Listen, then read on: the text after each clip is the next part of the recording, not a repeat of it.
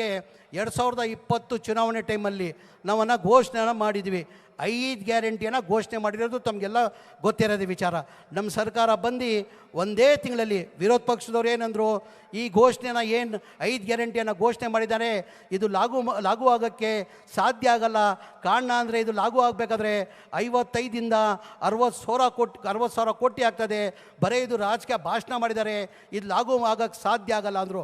ನಮ್ಮ ಸರ್ಕಾರ ಬಂದು ಒಂದೇ ತಿಂಗಳಲ್ಲಿ ಇದು 5 ಗ್ಯಾರಂಟಿಯನ್ನು ಜಾರಿ ಮಾಡೋದು ತಮಗೆಲ್ಲ ಗೊತ್ತಿರೋದು ವಿಚಾರ. ಇದು 6ನೇ ಗ್ಯಾರಂಟಿ ಅಂತೀನಿ ನಾನು. ಇದು ಘೋಷಣೆ ಮಾಡಿಲ್ಲ. ಚುನಾವಣೆ ಟೈಮಲ್ಲಿ ನಾವು ಘೋಷಣೆ ಮಾಡಿರಲಿಲ್ಲ. ಹಿಂದಿನ ಸರ್ಕಾರದಲ್ಲಿ ಸಿದ್ದರಾಮಯ್ಯ ಸಾಹೇಬ್ ಮುಖ್ಯಮಂತ್ರಿ ಇರುವಾಗ 15, 16, 17, 18 ಸ್ಲಮ್ ಬೋರ್ಡ್ಗೆ 1,80,253 ಮನೆಗಳು ಸ್ಯಾಂಕ್ಷನ್ ಮಾಡಿದರು. ಅದಾದಮೇಲೆ ಸಮ್ಮಿಶ್ರ ಸರ್ಕಾರ ಬಂತು, ಆಮೇಲೆ BJP ಸರ್ಕಾರ 4 ವರ್ಷ ಬಂತು, ಒಂದು ಮನೆಯೂ ಸ್ಯಾಂಕ್ಷನ್ ಮಾಡಿಲ್ಲ, ಒಂದು ಮನೆಯೂ ಕೊಡೋಕ್ಕೆ ಸಾಧ್ಯ ಆಗಿಲ್ಲ. ಅದ್ರ ಜೊತೆಯಲ್ಲಿ ರಾಜೀವ್ ಗಾಂಧಿ AHP ಸ್ಕೀಮ್ ಅಂತ ಹೇಳ್ಬಿಟ್ಟು 47,860 ಮನೆಗಳು, ಅದೂ ಹಿಂದಿನ ಸರ್ಕಾರದಲ್ಲಿ ಸಿದ್ದರಾಮಯ್ಯ ಸಾಹೇಬ್ರ ಮುಖ್ಯಮಂತ್ರಿ ಇರುವಾಗ ಅದು ಸ್ಯಾಂಕ್ಷನ್ ಮಾಡಿದ್ದು. ಅದಾದಮೇಲೆ ಸಮ್ಮಿಶ್ರ ಸರ್ಕಾರ ಬಂತು, BJP ಸರ್ಕಾರ ಬಂತು, ಒಂದು ಮನೆಯೂ ಸ್ಯಾಂಕ್ಷನ್ ಮಾಡೋಕ್ಕೆ ಸಾಧ್ಯ ಆಗಿಲ್ಲ. ಕಾರಣ ಅಂದರೆ ಒಂದು ಮನೆಯೂ ಏನಕ್ಕೆ ಒಟ್ಟಾಗಿ 2,30,000 ಮನೆ. ನಮ್ಮ 2023ರಲ್ಲಿ ನಮ್ಮ ಸರ್ಕಾರ ಬಂದಾದಮೇಲೆ, ನಾನು ವಸತಿ ಮಂತ್ರಿ ಆದಮೇಲೆ, ನನ್ನ ಗಮನಕ್ಕೆ ಬಂದಾದಮೇಲೆ ಒಟ್ಟಾಗಿ 2,30,000 ಮನೆಗಳು ಅನ್ಕಂಪ್ಲೀಟ್ ಇದೆ. ಕಾರಣ ಅಂದರೆ ಒಂದು ಮನೆ ಕಟ್ಟಬೇಕಾದ್ರೆ 7.5 ಲಕ್ಷ ರೂಪಾಯಿ ಆಗ್ತದೆ. ಕೇಂದ್ರ ಸರ್ಕಾರದಿಂದ 1.5 ಲಕ್ಷ ಪ್ರಧಾನ ಮಂತ್ರಿ ಆವಾಸ್ ಯೋಜನಾ ಅಂತೇಳ್ಬಿಟ್ಟು 1.5 ಲಕ್ಷ ಕೊಡ್ತಾರೆ. ಹಿಂದೆಯಿಂದ 18% ಅವ್ರನ್ನ GST ಆಗಿಬಿಟ್ಟು 1,32,000 ರೂಪಾಯಿ ವಾಪಸ್ ತೊಗೊಳ್ತಾರೆ. ಏನಂದರೆ ಹಿಂದೆಯಿಂದ 1,32,000 ರೂಪಾಯಿ ವಾಪಸ್ ತೊಗೊತಾರೆ. GST ಹಾಕೋಕ್ಕೆ ಕಾರಣಕ್ಕೆ ಮನೆಗಳು ಕಟ್ಟೋಕ್ಕೆ 7.5 ಲಕ್ಷ ರೂಪಾಯಿ ಕಾಸ್ಟ್ ಆಗ್ತದೆ. ಕೇಂದ್ರ ಸರ್ಕಾರದಿಂದ 1.5 ಲಕ್ಷ ಕೊಡ್ತಾರೆ, ರಾಜ್ಯ ಸರ್ಕಾರದಿಂದ ಜನರಲ್ ಇದ್ದರೆ 1,20,000 ಕೊಡ್ತಾರೆ, SC ST ಇದ್ದರೆ 2 ಲಕ್ಷ ಕೊಡ್ತಾರೆ. ಅವರೇಜ್ ತೊಗೊಂಡ್ರೆ 3 ಲಕ್ಷ ಆಗ್ತದೆ. 7 ಲಕ್ಷದಲ್ಲಿ 3 ಲಕ್ಷ ಹೋದರೆ ಉಳಿಯೋದು ಎಷ್ಟು? 4 ಲಕ್ಷ ಆಗ್ತದೆ. 4 ಲಕ್ಷ ಬೆನಿಫಿಷರಿ ಎಲ್ಲಿ ಕೊಡೋಕ್ಕೆ ಸಾಧ್ಯ? ಟೋಟಲ್ ಬೆನಿಫಿಷರಿ 1,80,253 ಮನೆಗೆ ಬೆನಿಫಿಷರಿ ಪೇಮೆಂಟ್ 8 ವರ್ಷದಲ್ಲಿ ಬರಬೇಕಾಗಿದ್ದು 7,400 ಕೋಟಿ. ಬರೀ ಬೆನಿಫಿಷರಿ 310 ಕೋಟಿ ಬಂದಿತ್ತು. ಯಾರೋ 5,000 ಕೊಟ್ಟವ್ರೆ, ಯಾರೋ 10,000 ಕೊಟ್ಟವ್ರೆ, ಯಾರೋ 15,000, 20,000 ಮೇಲೆ ಯಾರೂ ಕೊಡೋಕ್ಕೆ ಸಾಧ್ಯ ಆಗಿಲ್ಲ. ಅದೇ ಥರ ರಾಜೀವ್ ಗಾಂಧಿ AHP ಸ್ಕೀಮಲ್ಲಿ 2,500 ಕೋಟಿ ಬೆನಿಫಿಷರಿ ಪೇಮೆಂಟ್ ಕೊಡಬೇಕಾಗಿತ್ತು.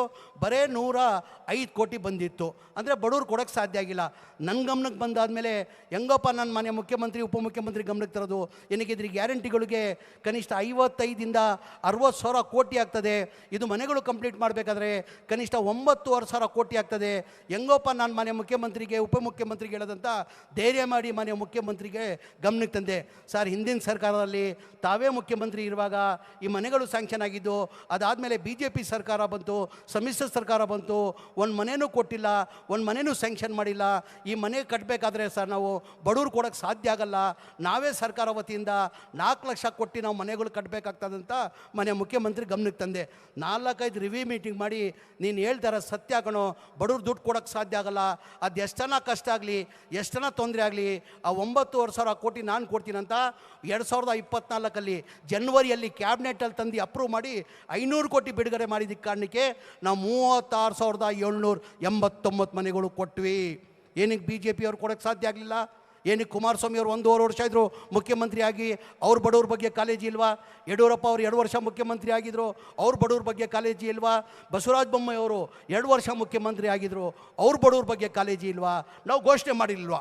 ಚುನಾವಣೆ ಟೈಮಲ್ಲಿ ನಾವು ಘೋಷಣೆ ಮಾಡಿರಲಿಲ್ಲ ನಾವು ಮನೆಗಳು ಕೊಡ್ತೀವಂತ. ಬಡವ್ರ ಬಗ್ಗೆ ಕಾಳಜಿ ಇದ್ದಿದ್ದ ಕಾರಣಕ್ಕೆ ಈ ಮನೆಗಳು ಕಟ್ಕೊಡ್ಬೇಕಂತ ಮಾನ್ಯ ಮುಖ್ಯಮಂತ್ರಿಗಳು 1 ವರ್ಷದಲ್ಲಿ ಅದು ಎಷ್ಟರ ಕಷ್ಟ ಆಗಲಿ 1 ವರ್ಷದಲ್ಲಿ ಮನೆಗಳು ಕಟ್ಕೊಡ್ಬೇಕಂತ ಮಾನ್ಯ ಮುಖ್ಯಮಂತ್ರಿ ಸೂಚನೆ ಮೇಲೆ ಇದೇ 27ನೇ ತಾರೀಕು ಇವತ್ತೇ ಕಾರ್ಯಕ್ರಮ ನಾವು ಹುಬ್ಳಿಯಲ್ಲಿ ಇನ್ನೂ 42,353 ಮನೆಗಳು ಕೊಡಬೇಕಾಗಿತ್ತು. ಮಾನ್ಯ ನಮ್ಮ AICC ಅಧ್ಯಕ್ಷರು ಅವ್ರು ಬರ್ತೀನಂತ ಹೇಳಿದ ಕಾರಣಕ್ಕೆ ನಾವು 1 ವಾರ ಮುಂದಾಕಿದ್ವಿ. ಇನ್ನೂ 42,345 ಮನೆಗಳು ಬರೋ ತಿಂಗಳಲ್ಲಿ ಮೊದಲೇ ವಾರದಲ್ಲಿ ಕೊಡ್ತೀವಿ. ಏನಕ್ಕೆ ಅವ್ರು ಕೊಡೋಕ್ಕೆ ಸಾಧ್ಯ ಆಗಿಲ್ಲ? ದಯಮಾಡಿ ಇದೆಲ್ಲ ತಾವು ಅರ್ಥ ಮಾಡ್ಕೊಳ್ಬೇಕಾಗ್ತದೆ.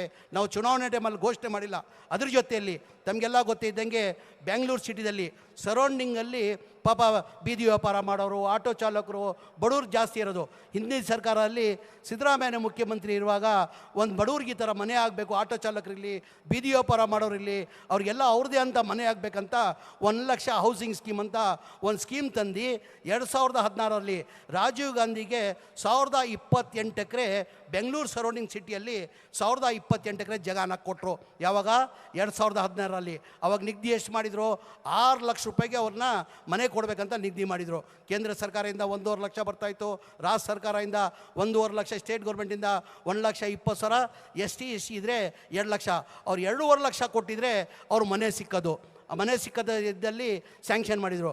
ಅದಾದಮೇಲೆ 2021ರಲ್ಲಿ BJP ಸರ್ಕಾರ ಬಂದು ಅದು ರಿವ್ಯೂನ ಮಾಡಿ ಅದು 6 ಲಕ್ಷ ಏನು ರೇಟ್ ಇದ್ದಿದ್ದು ಅದಕ್ಕೆ 10,60,000 ಮಾಡಿ ಅದಕ್ಕೆ 60,000 GST ಮಾಡಿ 11,20,000 ಮಾಡಿಬಿಟ್ರು. ಏನೇ ಡಬಲ್ ಮಾಡಿಬಿಟ್ರು. ನಮ್ಮ ಸರ್ಕಾರ ಬಂದಾದಮೇಲೆ ಮನೆ ಸಿದ್ದರಾಮಯ್ಯ ಅವರು ಮುಖ್ಯಮಂತ್ರಿ ಆದಮೇಲೆ ತಿರ್ಗಾ ಕರೆದ್ಬಿಟ್ಟು ಬಡವ್ರು ಹೆಂಗೋ ಕಟ್ಟಕ್ಕೆ ಸಾಧ್ಯ ಆಗ್ತದೆ, ಅಷ್ಟು ಬಡವ್ರು ಕಟ್ಟಕ್ಕೆ ಸಾಧ್ಯ ಆಗಲ್ಲ, ನನ್ನ ಸರ್ಕಾರ ವತಿಯಿಂದ 12,000 ಮನೆಗೆ ನಾನು 1 ಲಕ್ಷ ಕೊಡ್ತೀನಂತ 1 ಲಕ್ಷ ರೂಪಾಯಿ ಕೊಟ್ಟರು. ಇದೆಲ್ಲ ದಯಮಾಡಿದೆಲ್ಲ ತಾವು ಅರ್ಥ ಮಾಡ್ಕೊಳ್ಬೇಕಾಗ್ತದೆ. ನಮ್ಮ ಪಕ್ಷ ಇತಿಹಾಸ ತೆಗೀರಿ, ಕಾಂಗ್ರೆಸ್ ಪಕ್ಷದ ಇತಿಹಾಸ ತೆಗೀರಿ. ಯಾವಾಗ ಚುನಾವಣೆ ಬಂದಿದೆ, ಜನಗಳು ಮಧ್ಯದಲ್ಲಿ ಹೋಗಿ ಮತ ಕೇಳಕ್ಕೆ ಹೋದರೆ ನಾವು ನಮ್ಮ ಸಾಧನೆಯನ್ನು ತೋರಿಸಿ ನಾವು ಮತ ಕೇಳ್ತೀವಿ. ನಮ್ಮ ಸರ್ಕಾರ ಇತ್ತು, ನಮ್ಮ ಸರ್ಕಾರ ಇರುವಾಗ ನಾವು ಹಿಂಗೆ ಮಾಡಿದ್ದೀವಿ, ಮುಂದೆ ನಮ್ಮ ಸರ್ಕಾರ ಬಂದರೆ ಹಿಂಗೆ ಮಾಡ್ತೀವಿ. BJP ಅವರು ಎಂದನ ಅವ್ರ ಸಾಧನೆಯನ್ನು ಹೇಳಿದ್ದಾರೆ, ಬಂದೇ ಹಿಂದೂ ಮುಸಲ್ಮಾನ್. ಅವ್ರು ಯಾವ ಹಿಂದೂನೂ ಬೇಕಾಗಿಲ್ಲ, ಯಾವ ಮುಸಲ್ಮಾನೂ ಬೇಕಾಗಿಲ್ಲ, ಅವ್ರು ಬೇಕಾಗಿರೋದು ಅಧಿಕಾರ. ನಮ್ಮ ಇಸ್ಲಾಂ ಧರ್ಮದಲ್ಲೂ ನಮಗೆ ಹಿಂದೂ ಜಾತಿ ಭೇದ ಮಾಡಿ ಅಂತ ಎಂದೂ ನಮ್ಮ ಇಸ್ಲಾಂ ಧರ್ಮ ಹೇಳಿಲ್ಲ. ಮಜಹಬ್ ನಹಿ ಸಿಕ್ಕಾತಾ, ಆಪಸ್ ಮೇ ಬೈರ್ ರಖ್ನಾ, ಹಿಂದಿ ಹೈ ಹಮ್, ಹಿಂದೂಸ್ತಾನ್ ಹಮಾರಾ, ಸಾರೇ ಜಹಾನ್ ಸೆ ಅಚ್ಚಾ ಹಿಂದೂಸ್ತಾನ್ ಹಮಾರಾ ಅಂತ ನಮ್ಮ ಇಸ್ಲಾಂ ಧರ್ಮ ಇದು ಹೇಳ್ಕೊಟ್ಟಿರೋದು.